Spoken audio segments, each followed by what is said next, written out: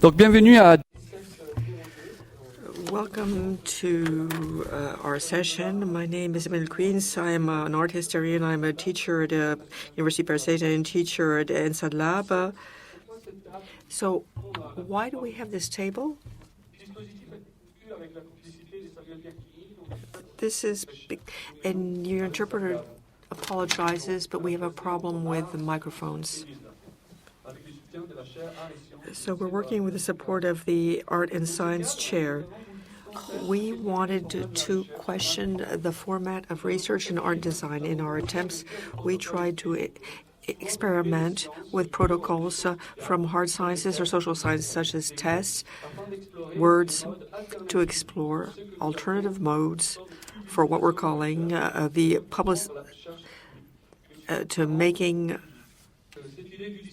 So the idea of this system came from the determination to renew, to transform the genre of the round table and to make it more dramatic, to give it a more lively form than academic colloquia.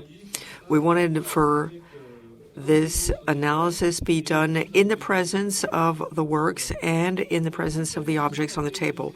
So we did a first session last year at the Pompidou Center during the exhibition La Fabrique du Vivant around these design objects that integrated things from the world of the living. For this second session here at Paris Photo, our observations and discussion will revolve around photography and the relationship between photography and living beings. First, I'd like to thank Christophe Wisner, the artistic director of Paris Photo, for inviting us.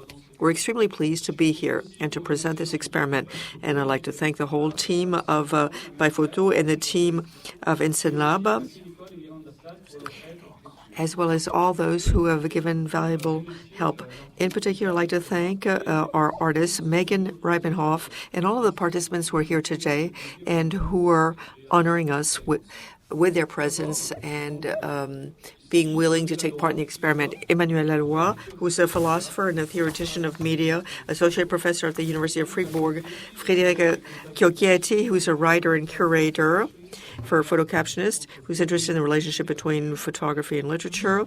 Luce LEBART, historian of photography and curator.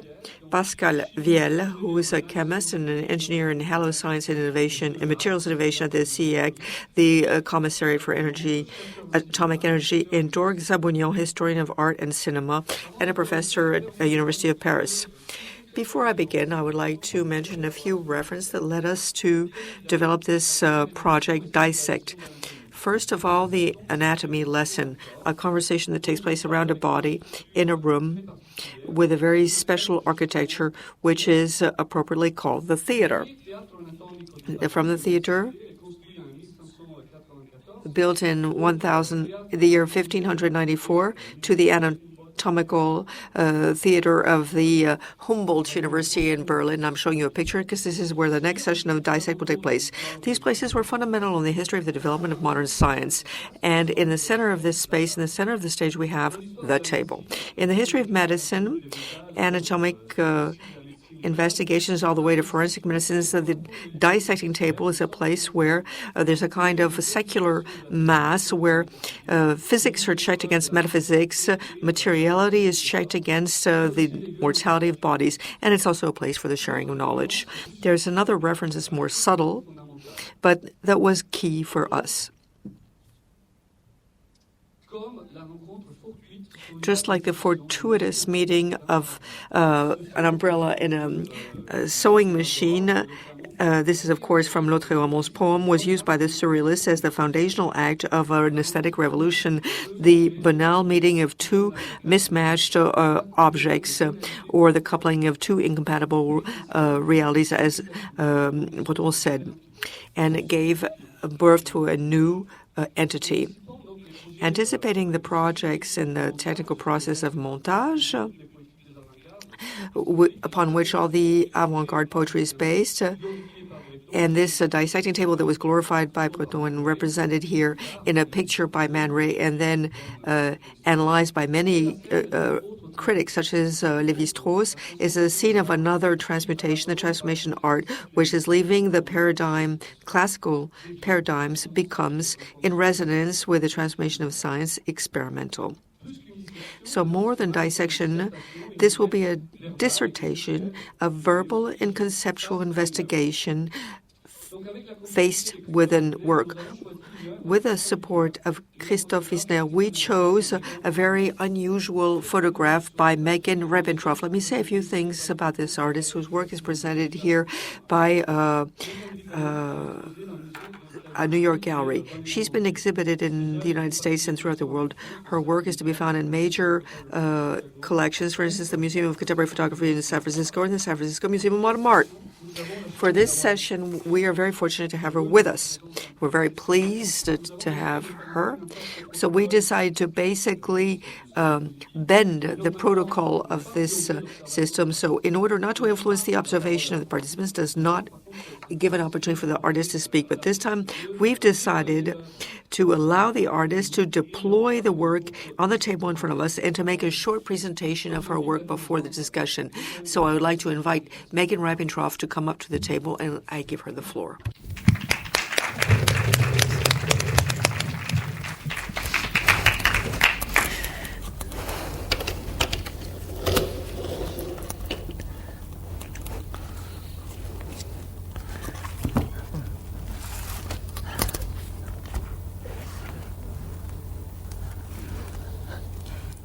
Hi.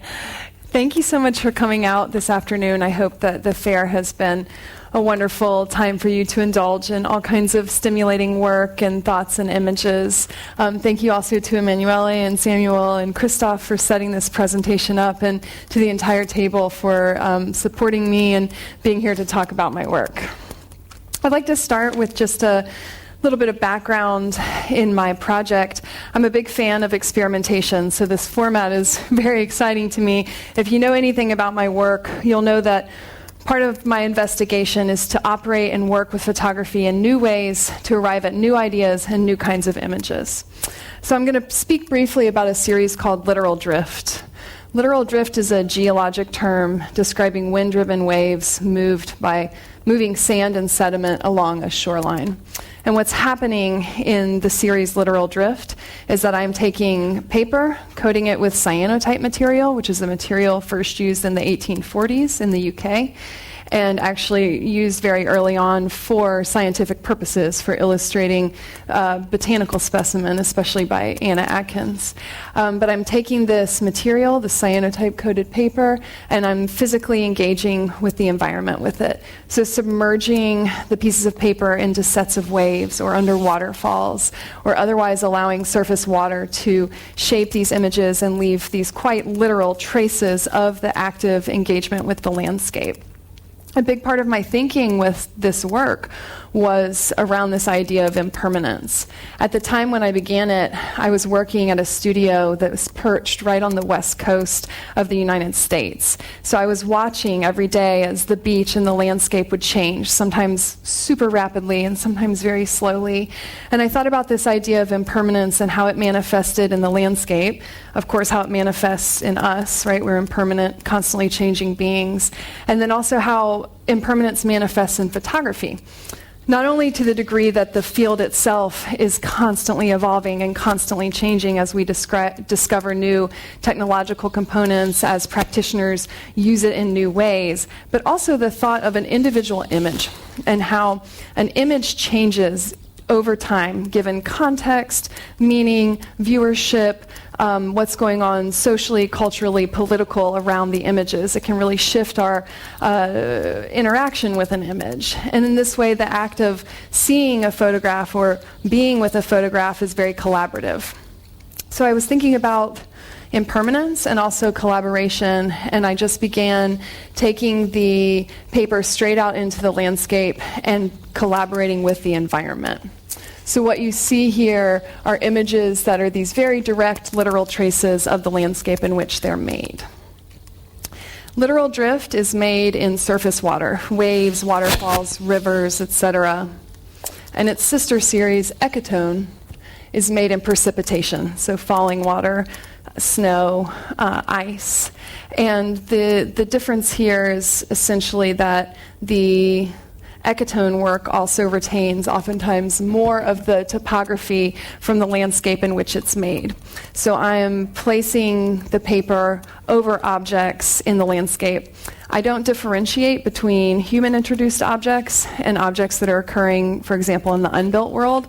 So sometimes the paper is draped over, for example, my garbage can or a fence post, and sometimes it's draped over an old-growth tree that has fallen down.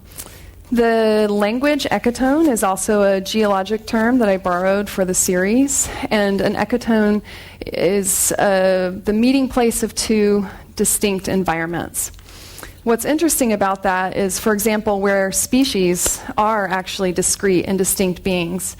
If you think about the landscape, it's not actually made up of discrete pockets, right? It's a continual series of movement, for example, from mountains to foothills to prairies to plains. But this word ecotone points to this very human desire to describe, delineate, and separate the world around us into something that we can understand more readily. So these are some of the images from Ecotone, and you can actually see this work just after the lecture at Jackson Fine Art, and then you can see some of the literal drift work at Yossi Milo Gallery. So there's the opportunity to see pieces from both series if you just walk around the fair a little bit. So I mentioned that collaboration with the environment is very important for me, and I want to show some images of process so that you can really get an understanding of what is happening with the work out in the environment. So sometimes waves grab the paper and take it away.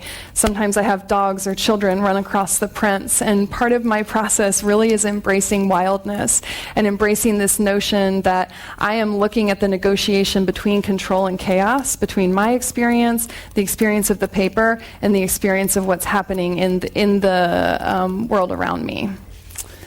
Here's an example of an ecotone piece in process, and you can see it draped over a windfall branch that came down during a storm. So in thinking about this work and this idea of impermanence, I decided to only partially photochemically process these pieces. So they are washed and processed and fixed only to the degree that water from the landscape has come in contact with them.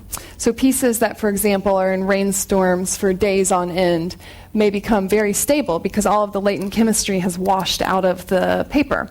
And then pieces that may just go into one set of waves retain some of the latent chemistry. And so they have the potential to be more dynamic. So there's the initial collaboration with the environment, but then the pieces continue to change over time depending on what they encounter. So for example, if a collector acquires a piece and hermetically seals it in a frame and hangs it like one might hang a sea print out of any UV light, tucked back away in the darkness, the change will be imperceptible, and in fact it may not change at all because it's such a stable environment. But if someone takes the piece and then hangs it in bright UV light where humidity and wind and all of these elements from the natural world are encountering the paper, there will be change and the piece will vacillate. They'll get lighter and darker depending on the amount of light. They'll sometimes grow salt crystals, they'll rust. They do have this continued collaborative nature with the world around them. So in some ways, when people ask me what is the end state of the photograph, the end state is in fact change.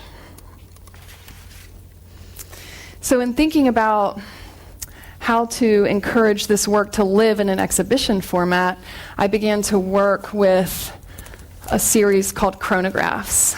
And this is the piece that we're going to be looking at today. And this is chronograph number 17. It was made at Gallery Miranda here in Paris last summer as part of an exhibition called Women in Color that looked at the earliest use of color photography all the way back from Anna Atkins to now contemporary practitioners. So a chronograph is an exhibition-specific piece. There is one page for each day of an exhibition. And what I do is I hand coat the paper with cyanotype chemistry, and then I leave it unexposed to light. So when the gallery receives this piece, they have a series of unexposed prints. And what happens is each day of the exhibition, would you mind moving that? Just thank you. Thank you so much. There we go. Okay. So each day, I ask the gallery to turn a page. And so what's happening is that each page is recording the specific weather, light, environment, and the different factors that cause a cyanotype to shift in appearance.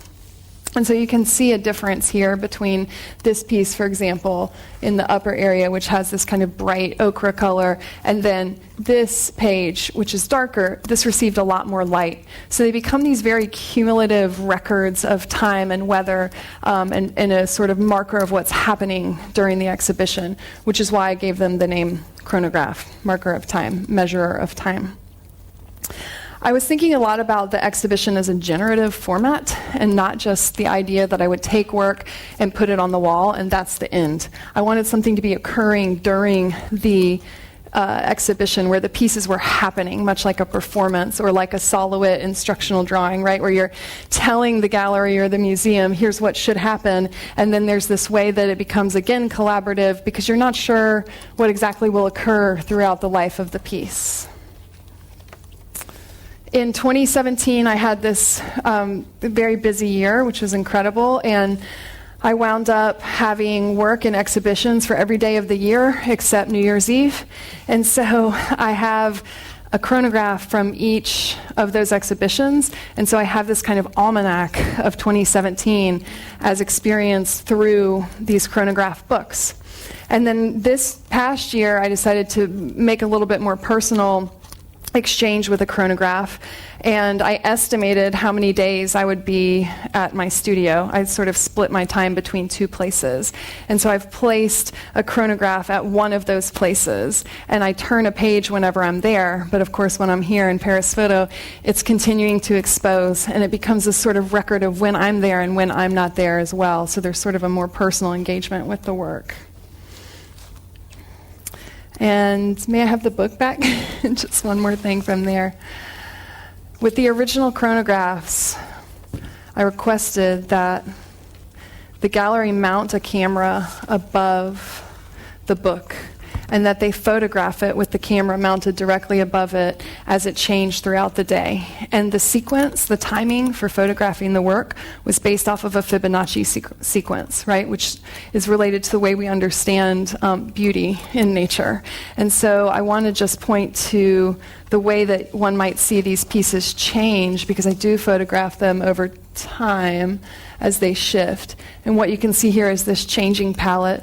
This is about 2 or 3 hours of time that I've photographed, and you can see the palette and the form growing and changing. And of course, this is just the beginning, and they continue to do that over time as well.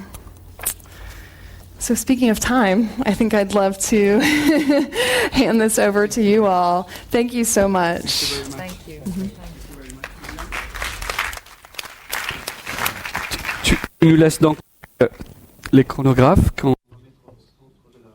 So we'll put the chronograph in the center of the table, and we're going to move the camera so that we can actually observe this highly unusual object.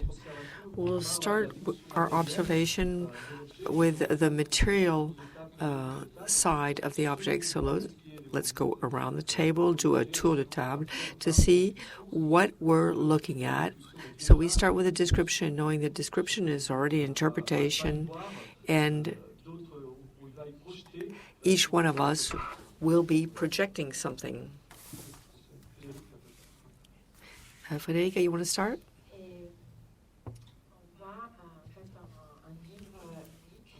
We're seeing a single book, a magnetic book. There's a beautiful name, Leporello.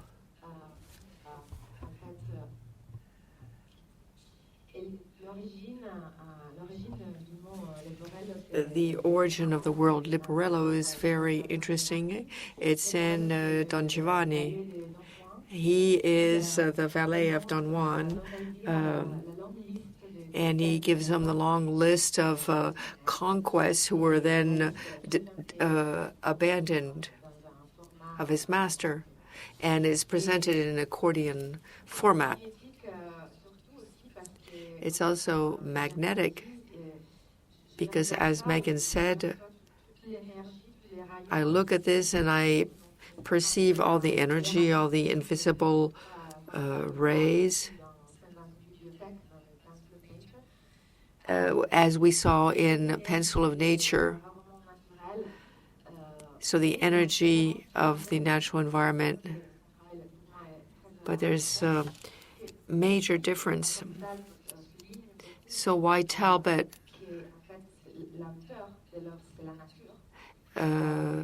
basically says that work is inspired by nature, but there's also, I noticed the reader, agency of light alone, without any aid whatever from the artist's pencil. Et ici, par contre, here we're really talking about a collaboration between artists, the environment, and nature, and I find it fascinating. So the question was to describe the book. I think we have to say it is a book.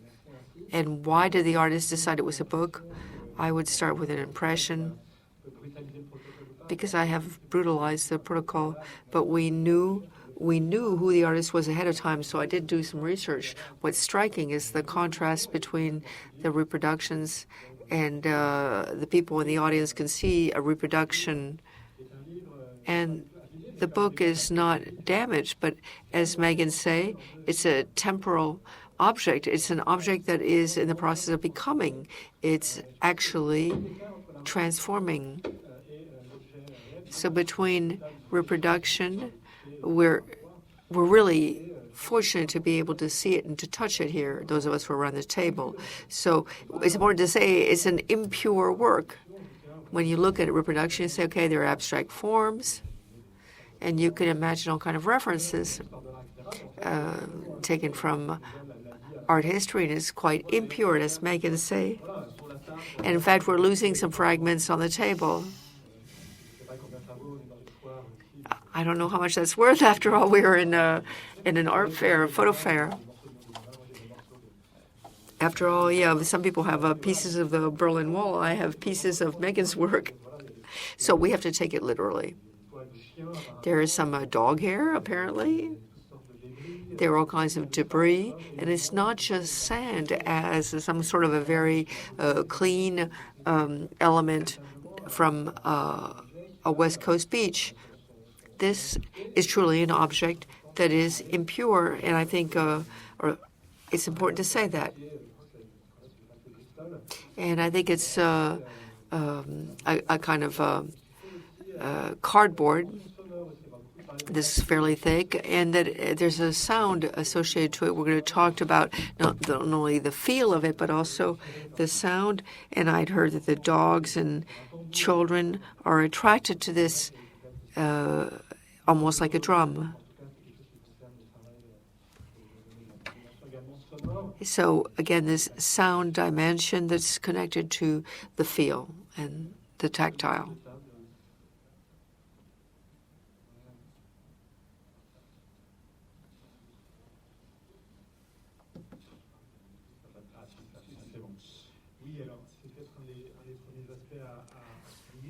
This may be one of the first aspects to stress, and that is that we're dealing with a book, a photography book, but that has nothing to do with the standard photography books. You may see on the screen something that's flat, and most photographs are perceived as being plain. And culturally speaking, and in terms of civilization, the fact that images are flat is very important. But here, we're looking at something that's not all flat, because not only is it impure, as you said, but it has a certain thickness to it. It takes space. It has a certain amount of weight. And it can be folded out, unfolded. So then you wonder, how old is this object? How long has it been around? And what does it witness to? If we go, for instance, to libraries, we may deal with very ancient books, almanacs. And here we're looking at an object that's living. It has its own life. And it's on the trajectory of its life, independent from us. But actually, the artist just told us that she's still interacting with it. And the raw material, for instance, the pigments and the traces, the lacerations, the imperfections, all the flaws, basically, and the stains are constantly changing. Meghann was saying that this is a living object. It keeps changing. It's still changing with the light. We can get out of the necropolis of the idea that books are preserved in a place that's kind of like a mortuary. And it's true, the photography has often been in something to conserve a memory of something that is no longer with us. And here, on the contrary, it's something that's continuing to live. I'd like to say it's something that looks like a book, but that's not what I'm seeing. It's somewhere between an album and photographs. It's a kind of hybrid object, somewhere between an album, photographs, and a book. And when you unfold it, you can't really understand what the images are made of. Is it paper? Is it metal? Because in some cases it has a kind of metallic effect, and some things have run. It's as if they're some spurts. So I think the support is paper because it's light, but it does look a little bit like metal. And so there is this feeling of it's being hybrid.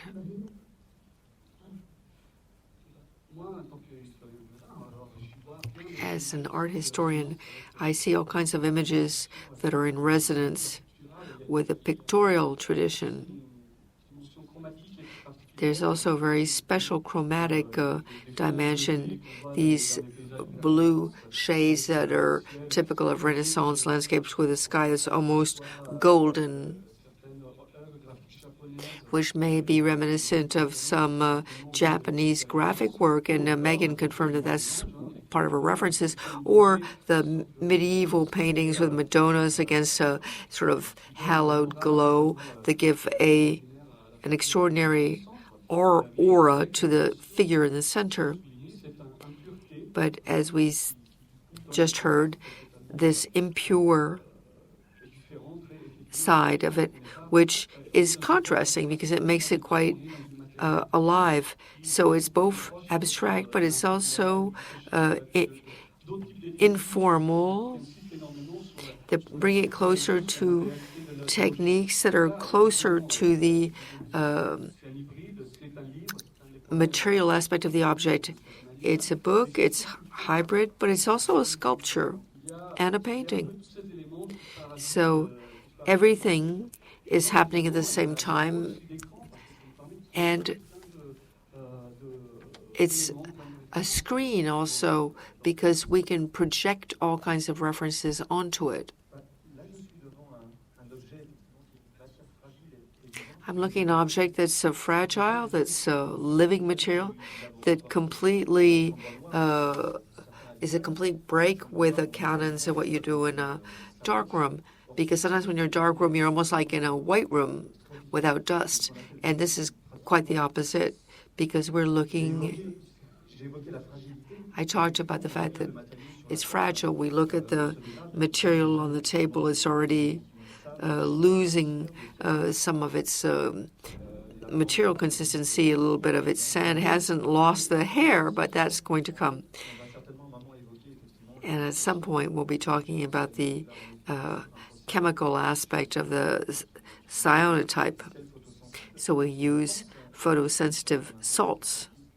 And I think we need to ask the artist about this. And I think this book is still alive.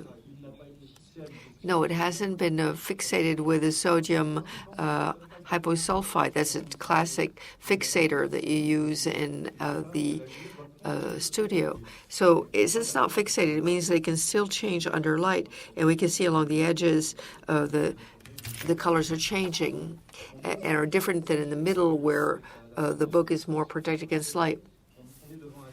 So we're looking at a body that's almost decomposing. It's losing some of its bits and pieces. On the question of a cyanotype in this technique, Luce, I want to ask you something. There's a tradition of such images. We tend to think that photography is something that fixates or sets an image, but there's a tradition of images that change constantly. I like the term that Meghann used of impermanence. That's why I use the word album.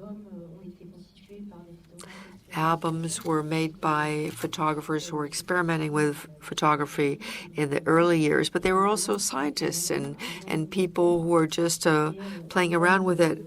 And I'm thinking of Hippolyte Bayard's album that was done in 1839, so before the official declaration in August.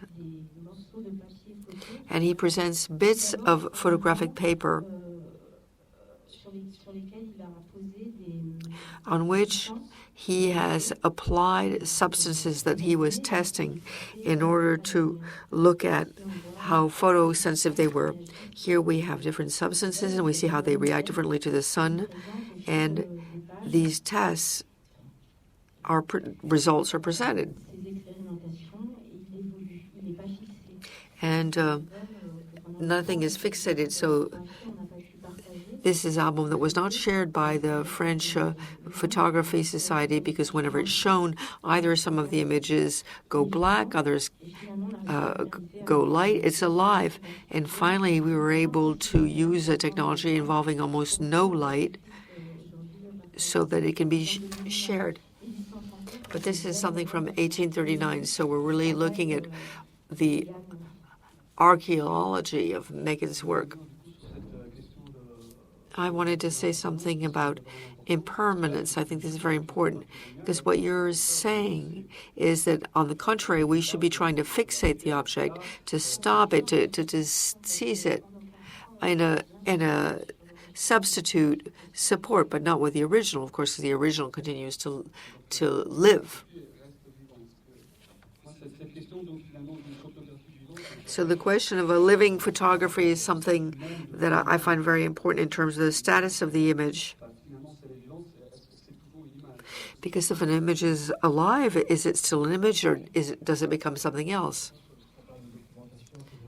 Because we're talking about documentation.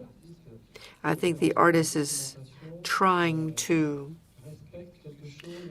make sure that the documentation respects the temporality of the works. If I take another chronograph that she made, that she talked about in the exhibit Literal Drift, and that is because the photographs were taken by the staff working in the gallery, and then they were assembled to create a kind of video.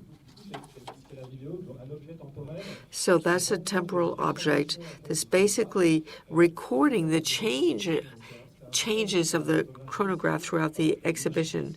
So what's important is that the fixed image creates movement, and it says something about the transformative process. We have a physical and organic relationship to this. That's important. But there's this temporality that goes through an animated image. And Emanuele, you were talking about an installation or a sculpture. When I understood the process, it reminded me of a famous sculpture. This is the felt pen. There are pieces of felt that transform as a result of weight. And it's a different way to think about temporal processes between objects that seems to be inanimate or not organic. This reminds me of Hans Hocke's work, who works on the aesthetics of systems and how to open up the work. And I'd like to read you a quote from a book that came out a few years ago that I edited on the aesthetics of systems. And he says, do something that's receptive to the environment, that's changing, that's unstable. Do something that's indeterminate, that always seems to be other. the form of which cannot be exactly predicted. Do something that cannot be performed without help from the environment. Do something that's reactive to light, to changes in temperature, subject to drafts, and that depends on forces of gravity. Do something that the viewer can play with. Make something that lives in time and that enables the viewer to experience time. So I think this is a perfect description of this object.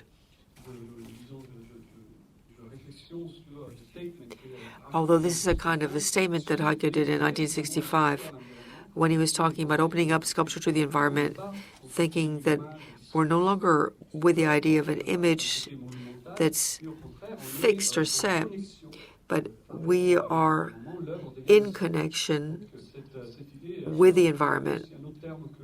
And I liked another term, the term that Meghann proposed when she talked about negotiating, where the role of the artist is to set the condition and to negotiate so that the work can live.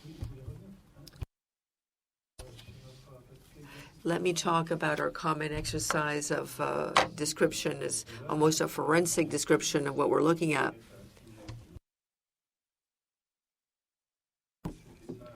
It's really an autopsy, because that's what we were invited to come and do today. It's alive. Is it an autopsy or is it vivisection? What I just thought about is that there's something that we haven't talked about yet, is that these images are oriented. Here we're assuming there's some kind of a symmetrical dialogue between us, and it depends on the orientation of the pages. What you were saying, Emmanuel, on landscapes is true for you, but not for us. For in Western painting, the part where the side that is lighter is always in the upper part of the painting, and the lower part is always going to be darker. We want, again, anthropocentrism or anthropomorphism, even in abstract photography and painting, because it basically is a reference to our experience as humans, because we have land beneath our feet that's darker and sky above that's lighter. I was wondering whether this was deliberate, and if we're having the same thing here in this work, because this is an addition, and this object has to be looked at in a certain direction, which actually is different, because in literal drift, can you see this?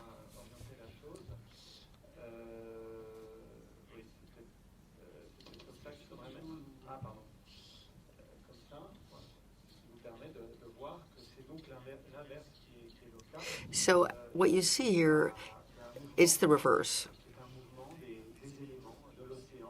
So there's movement of the elements in the ocean, and here there's a to and fro, but it's absolutely not symmetrical. And in fact, its movement is never symmetrical for somebody who's standing by the shore. Yes, it's true, of course, that landscapes are seen only from one side.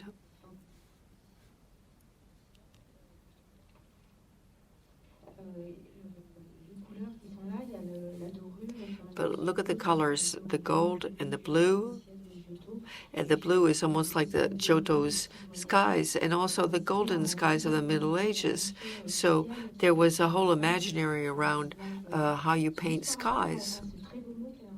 And I want to say something about the very lovely word that she used, impermanence. That idea goes exactly counter to everything that goes into the history of photography from its beginnings to now, because photography has been driven by this desire to achieve permanence, this aspiration to eternity, that is to preserve forever photography. And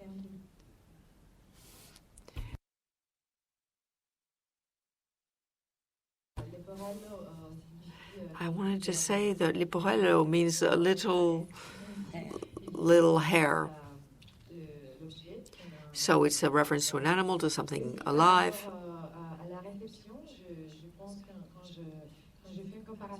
In terms of reception, if I'm going to compare this with literature,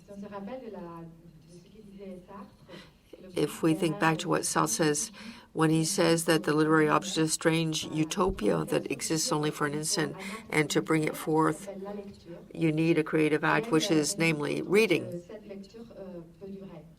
and that lasts only as long as the reading lasts.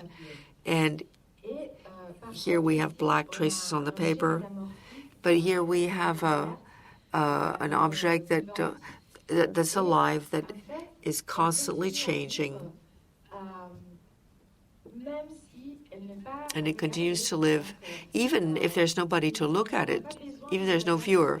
So in other words, you don't need the gaze of the viewer to actually activate the work. The work continues to be alive.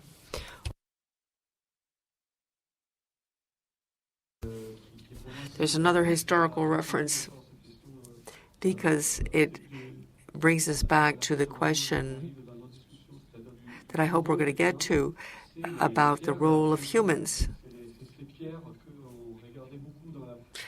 The stones that were valued during the Renaissance, they were limestone, and you could see the sedimentation and oxidation, and it created landscapes. And Leonardo says something very beautiful about this.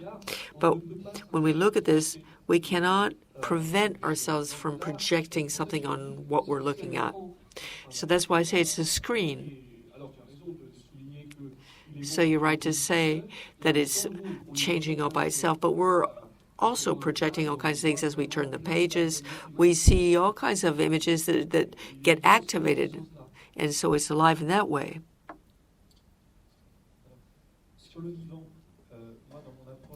On the aspect of the living, as a chemist, I want to say that there's something alive in this painting. Iron, which were the colored pigments in the cyanotypes. So iron, by serendipity, was the origin of the discovery of the Prussian blue pigment. And in the 18th century, there was a certain Johann Liesbart, who was in a chemistry unit, and he was creating pigments for painters. And at some point, he was missing something. He didn't have potassium or something else, and he asked the person he was working with to give him some of the material that he was working with, and it was animal blood. And I can't justify or I can't explain why there was animal blood there, but it entered into the composition, and where you expected red pigment over time, what happened is they ended up with blue pigments. So this relationship between what's alive, the iron, and the color, that is surprising, and it takes us back to the invention of Prussian blue, and also when it was picked up again later on in photography.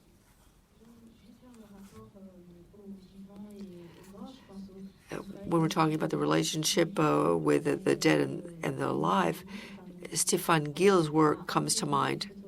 He buried photographs.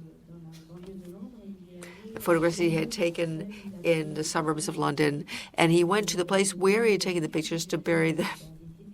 And then he unearthed them to gather them. And you can see on the images the work of time, mildew, insects, and microorganisms that have been transforming the image. And there's something to do with digital that's leading some artists to try to do photography that has something to do with the living world. Biophotography, for instance, taking pictures of forests where pictures are being printed with pigments that come from the species in that forest.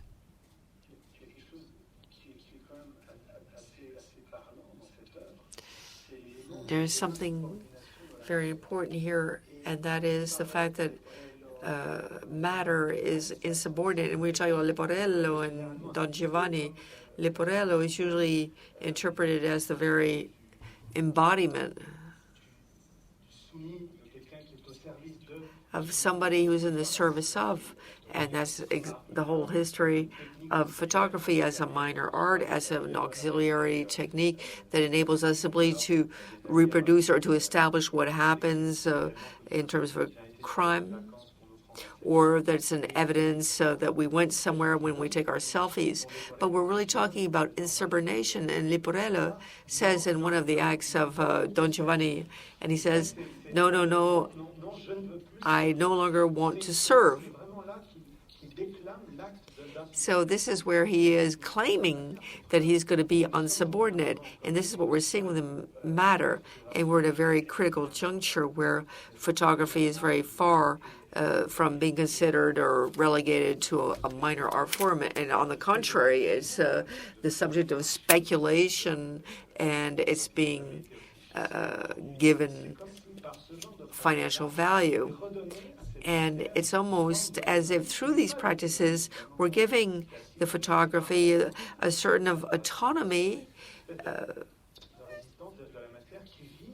So the matter is made independent. It lives independently. It's not dependent on the gaze of the viewer.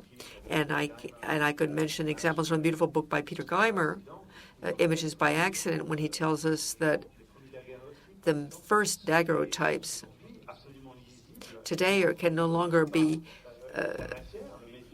read. So we were reproducing not the original, but reproductions, because if we were to show what the plate for the daguerreotype of the Boulevard du Temple, we wouldn't see anything. So what would this Leporello look like in 10 years' time or 20 years' time? What would you see there? Je pense que oui, c'est dommage que ça marche. Oui, ça marche. Oui, je pense que c'est très important dans le prolongement de ce que tu disais aussi. Regard to what you just said, I think we must really consider this work in the context of the digital revolution as well, which we are in the middle of. And I should like to quote statistics, which I read some time ago in an interview with the artist, and she said in 2011, 10% of all photographies which had been taken ever since photography was invented. So in one year, this is an incredible figure which really overwhelmed me. So this is a movement which the artist is taking part in. From this digital revolution, it's not only with regard to her, but with regard to the production of photos, and I think it's a symptom as well. So there are more and more young photographers who feel attracted by this way of working. And we also feel a tendency here.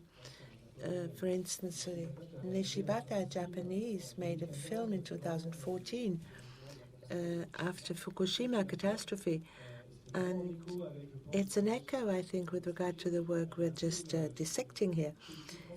He took 35 millimeters and he put it under the earth at some dozen kilometers from Fukushima. And afterwards he unearthed it, and there are blue spots, blue traces, which are the proof of the contamination of the soil. So I think it's really interesting to see. It's a tendency. It's not really the digital reaction. It's a sort of turning back. It's not turning back to the lost paradise of photography, but it's something which can be seen in the photography, in the cinema, in the experimental arts. Yeah, I should like to react because I heard the word reaction and Fukushima. And anybody cannot work with this. Of course, it's a secret information in a way, but important. There are certain elements which are very close to Prussian blue, which are very close to cesium, and it's one of the two elements with strontium which are really very contaminating in Fukushima. I must say this here because, you know, this Prussian blue, the chemical composition of Prussian blue, and these chemicals which are to be found, cesium, etc., close to Fukushima, are very close to each other. And maybe this is one of the possibilities we have in order to treat the big quantity of water present in Fukushima. I should like to add there is something which really fascinates us. We're not chemists. The possibility to auto-regenerate. That is, if you put this into the daylight on a wall or on a table, the blue will become less dense. And when you put it back into the archives box, little by little it regenerates and becomes dark blue again. I've spoken with chemists and specialists from the Natural Museum, and they said, for us chemists, this is terribly banal. The nature has the power of regeneration, so this is nothing new for us. Yeah, I just add something. If somebody asked me to put a date to this work here, I would be incapable to do this. Something very contemporary. This often leads us back to very old things, and in 5 or 10 years, maybe certain sorts of photographies could be really be given to certain years, to certain dates, and here we just don't know with the cyanotype by Atkins, for instance. You see, it's always this organic vegetal form which we can find here. It's a sort of research we do in the nature. The nature comes naturally in here. And it's a sort of affirmation of a medium which is particularly technical against nature. And this does not happen with regard to the photographer or the operator of the camera. It's in the opposite to this. The nature sort of inscribes itself. It's the pencil of nature, which comes naturally in this zoography, as the Greek would say, the ancient Greeks.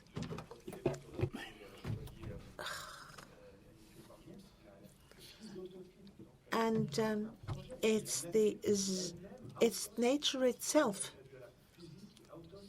autos, which inscribes itself all on its own, without any objective.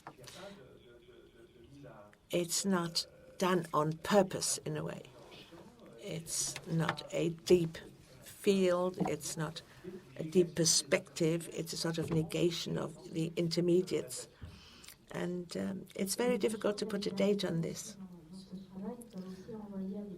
Yeah, but this can also lead to certain anti-feminist movements from the beginning of photography, when women the feminists start, when they started to work with flower or vegetable juices, etc.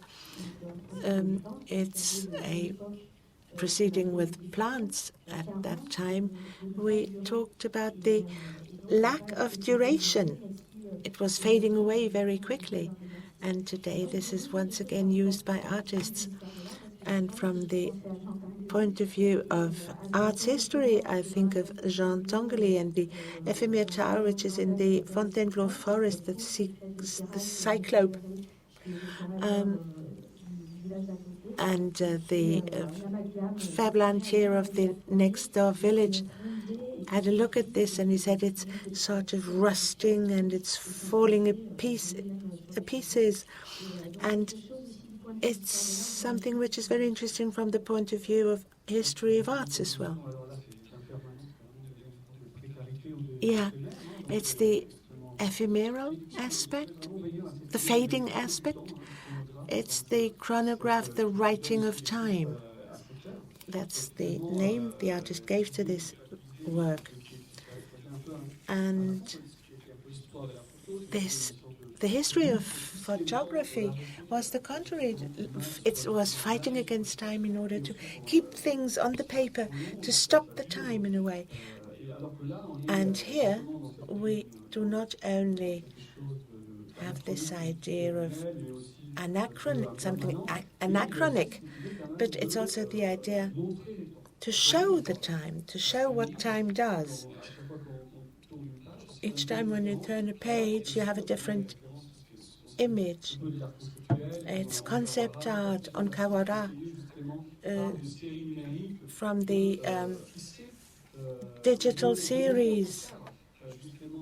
Or the contrary, how time can inscribe itself in the lists, and when this happens, it sort of escapes us. It's an accountability, a time accountability. So these are dimensions which are quite different, and it shows us the time and what the time does. And time is counted in hours, minutes, seconds, and here it is also counted with regard to the weather. It's the ultraviolet influence, the sensibility, the silver salts. Photography has evolved during more than 100 years from the silver salts and silver bromide. And here in Paris, in spring or summer, we do not have every day a bright blue sky. So the photosensitive papers will react much quicker when the time is light and the sky is clear. And then the picture can be finished in a few minutes. Chaque page corresponds to one day. One page is a day. So there has not been the same density of light on two separate days. And you have ultraviolet day and night light, because you also expose the papers at night, because the moonlight has an influence as well, not in the same intensity, but it also leaves its trace on time. I should like to talk about time again. We spoke about sediments. I can also see this book as a question asked to the future. The relationship of the artist with the environment and ecology. I think that this is a very important element. The scientific images are important as well. Scientific images, something very beautiful. When you see these pictures, you see everything which you do not know. When you talk about the date, the disorientation, the things you do not know, the becoming of nature. So it's the images of ecology, of the ecologic catastrophe. When you think at the climate disaster, then you see that the representation is particularly monotonous of the climate change. Here you have a direct contact with nature when you... We seem to be back in the Anthropocene. When I look at this, when I try to learn something about it, I see that this book and the work of Megann's work is a shock with regard to the way you can apprehend the ecological question nowadays. There's another word, another concept which is important as well for me when Meghann spoke about this. It's cooperation, collaboration. It's a artistic, photographic cooperation. which plays a role in this negotiation, in this cooperation with the environment. And this speaks in favor of a not only human photography, but which sort of includes also interventions from non-human elements. Yes, and there are other artists who started to work quite early on this cooperation with other agents than human agents. Edvard Munch, for instance, from Norway. It's not very well known. Munch was somebody who, like Meghann, let his pieces lie in the nature so that the weather could have an influence on his paintings. So his paintings had been exposed to cold, to snow, whatever. So his pictures were deteriorated in a way by this. That's what he wanted. And the result is quite surprising. And something else with regard to the catastrophe. One of the great authors of catastrophe, and that human catastrophe sort of becomes the planetary catastrophe, is Lucretius. And that's maybe what is happening now. Catastrophes are happening all the time and everywhere. A wave sort of explodes into thousands and millions of elements. And the question is, what is happening in nature, this upheaval? Where are we? For a chemist, the question of the destruction of the earth is absolutely not impossible. Interaction between elements. I don't know if a chemist wants to answer this question. Sometimes we ask the scientists in order to have more information and data. The intellectuals, philosophers, you have to decide if this is or will soon be the end of the world. I'm not going to give you my opinion. I think it will go on for quite a while in quite different forms. I think that even that question of collaboration is something that's quite joyful in this work. I don't see a tragic dimension in it. Oftentimes in art, which tends to indulge in sort of melancholy or tragedy.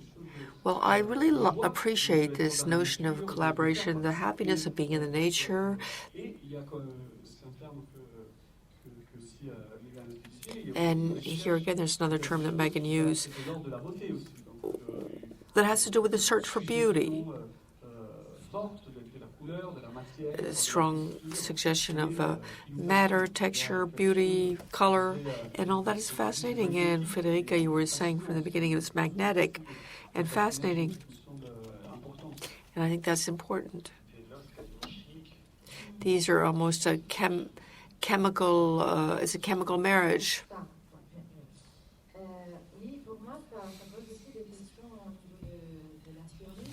Yeah, I do think it raises questions about the theory of photography. Sorry, I'm slightly obsessed with that. When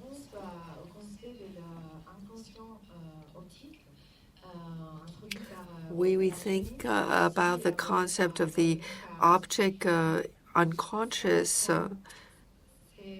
that's been developed, usually this is in connection with photographs that are more realistic of images with human figures or landscape. We're not really talking about abstraction.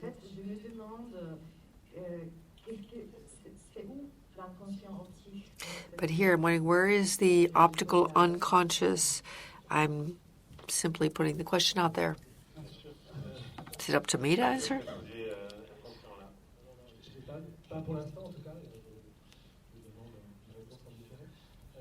I think I'll have to answer at a later date.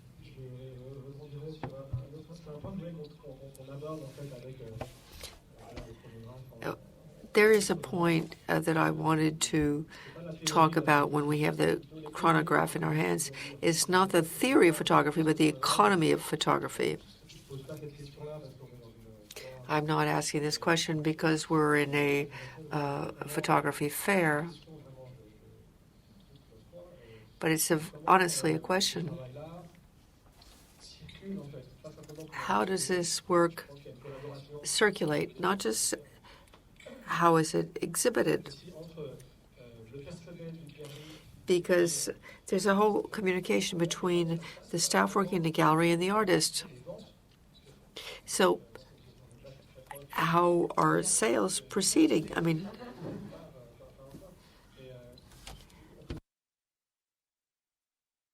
you can really wonder, how does a transaction take place? Does the artist provide some sort of protocol to the collector? For instance, here we're using gloves to handle the work. Is this the artist who wanted it to be that way? But when it's no longer in the possession of the artist, what becomes of the work once the artist is no longer there to present it, to exhibit it, to install it? Maybe I'll go and look in Photo to see how her work is shown. So in the whole economy of the transactions, we talked about how works basically get handed on. So, of course, it's a question to the artist, no doubt. And before I was sort of joking with the little bits and pieces that I'm going to recover and then see if I can't sell them. But, of course, I was joking. But it's also the question of completion. You know, what happens to work once it's no longer in the hands of the artist? Yeah, and what about ownership? Was the true owner of the work has been dispossessed? Nature has been dispossessed? Should we be paying rights to nature for each viewer that looks at it? You were talking to the optic unconscious. I'd like to come back to the poetical dimension. This is a Rorschach test. So we're projecting on it. And it's really fascinating to see to what extent it's an indeterminate object. That's what Paul Valéry was describing when he's saying something that's between the shoreline and the sea, this indefinable object. And whatever we say about it, and they're true, but it's interesting to have to deal with an object which clearly is an aesthetic object. I'm listening to Pascal, who's analyzing the days, and he's looking at the days where they were quite sunny. I don't know if you can see this. Here, this is a double page, and the blues are very intense. They're almost black. So this has to do with the thickness of the ink that is photosensitive in the interaction with UV rays. I've counted 22 pages. That means she was at least 3 weeks in Paris. Here, these pages are more green. We can ask her, maybe she can confirm this. So it was probably more overcast, and there's more iron here. So the chemical transformation of compounds has not gone as far.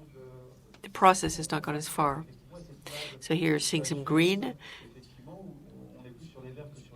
This indicates presence of iron, and that's probably a time when the weather was more overcast. And, you know, there's these machines on trees that record year after year to determine what happened with the climate, and you can do it on top of, you know, CO2 sampling in the ice. And here we can reconstruct basically the weather pattern and the fact that, you know, the oxidation is more or less complete.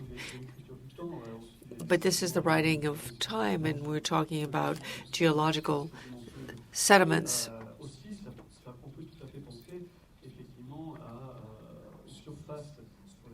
And you could think about a surface on which the elements that are in the air are captured. And the whole notion of capture is very important for photography. You're capturing a moment, an instant. And now, here we're trying to capture an environment in a dynamic way. So the capture is not something that is just said, it happens, then it's done. It's ongoing. It's ongoing and it's constantly changing. So what is the final status? Are we still dealing with an image? Since that very question about definitions from one discipline to another, what are we looking at? It's entirely difficult to say it. Are we going to call this photography? Some of the processes here are processes that are used in photography, but I think that really we're going way beyond photography. Yes, and that there's one aspect that completely escapes our understanding, the whites or the blanks.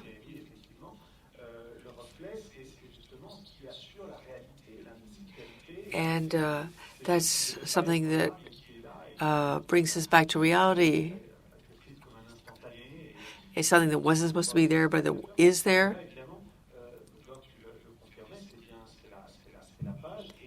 But as you were saying, it's the page.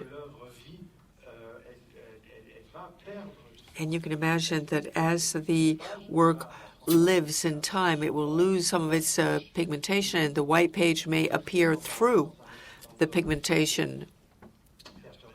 So that's a bit troubling, because you could consider it's almost like reflections on the surface of water. But the smaller points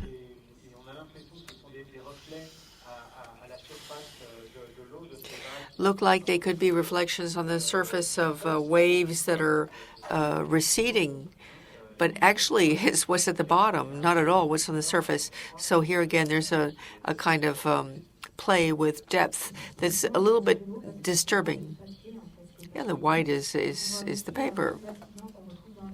And it's kind of takes us back to accidents in photography, when you have some of the gelatin that kind of separates. I wanted to go back to the title chronograph. It's also a kind of reference to chronophotography, when there was an attempt to decompose movement. And here it's not really analysis, it's more like a synthesis. And as you said,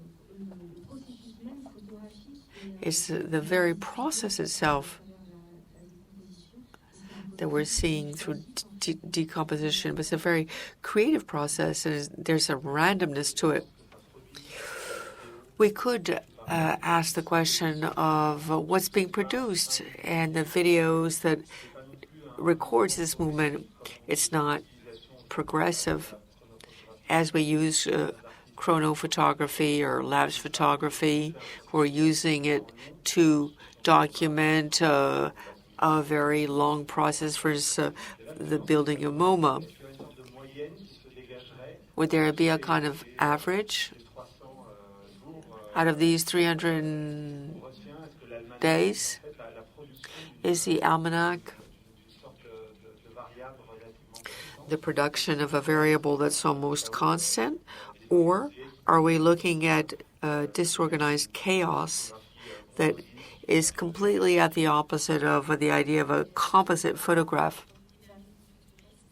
Some kind of a futuristic photodynamism that is capturing movement and images, still an exploration of time. Not in several images, but just in one image. So it's an enigma.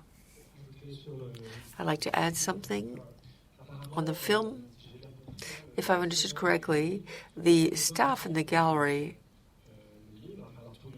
would photograph the book after turning a page each day, but did it in a random way. So again, you have the randomness is not every 10 minutes, so which is sort of random. So the process whereby you're documenting this is also organic. Yes, but if we compare this with a conceptual practice where the humans determine the time, dates, etc., are very important. Whereas here we don't have dates. On each page, you could have written Monday, Tuesday, Wednesday. There is simply no reference system. Of course, it's a slice of life.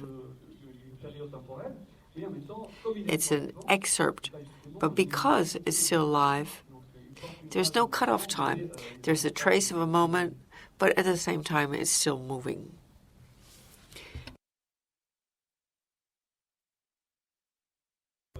You want to talk about the chemical aspects of this? Just a few minutes. What's interesting with the cyanotypes as opposed to silver salts or gelatin process, the cyanotype works thanks to a compound that's called a citrate. There's a citrate. It's an ammonium iron citrate. Is an inhibitor. It means that the formula can be stable and to be only activated by light. So this is the very principle of photosensitivity. So there's a compromise between reactivity to light and the low sensitivity.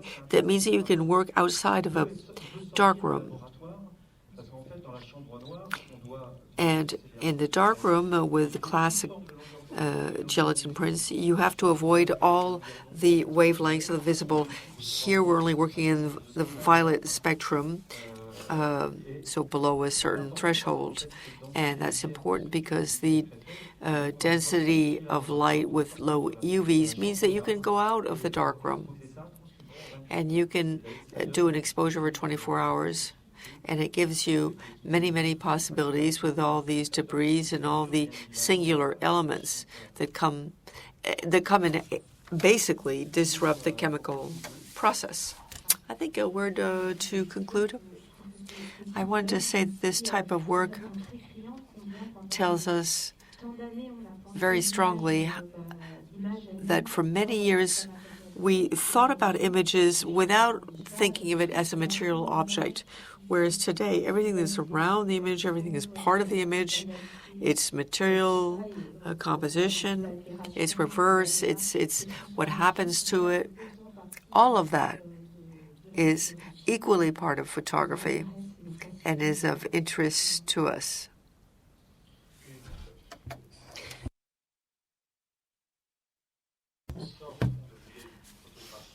It's true that we're moving away from an idea of photography that's like a necrology or an observation or a recording of something that has been lost and that could be brought back to life through photography. But this is an object that basically is referring back to some of the very early process of photography, and that simply remind us that this medium has its own life, and maybe we need to learn how to respect this and to learn with it, with these elements. And that we're talking here about vapor, about water, elements that have made life possible. So literal drift, we've gone from literal object to a literal work. Thank you for all of you for participating, and I'd like to thank Meghann again. And thank you to Paris Photo for making this possible. If you like, you can come and see the object up close. Thank you.